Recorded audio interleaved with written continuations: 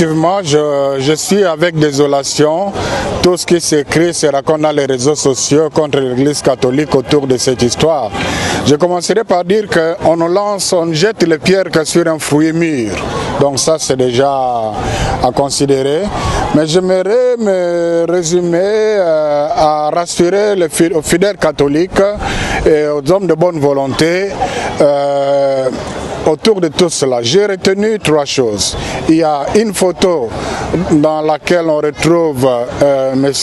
Christian Malanga entre Monseigneur Utembi, président de la SENCO, et Monseigneur Ambongo, alors vice-président de la SENCO. Donc, avoir le décor de la photo, c'était probablement en 2017, lors de leur plaidoyer, pendant que le président Kabila était encore président de la République.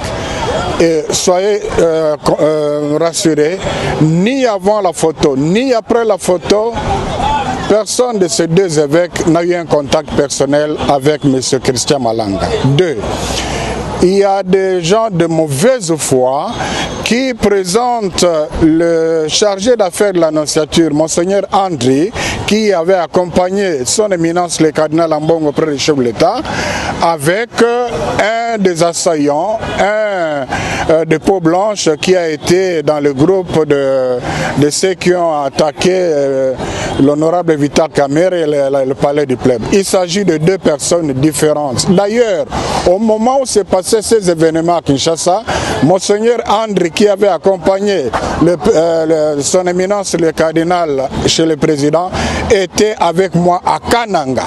Donc il n'a pas la faculté de la bilocation. En troisième lieu, il y a une vidéo où on parle de Monseigneur Wakumba qui raconte ce que vous avez entendu là. Après recherche, il s'agit d'un abbé incardiné au diocèse de Lissala qui vit comme un électron libre en Italie. Donc c'est quelqu'un qui combine les choses, qui n'honore pas l'Église catholique et quelqu'un dont le dossier est traité au niveau de la hiérarchie de l'Église à cause de son comportement.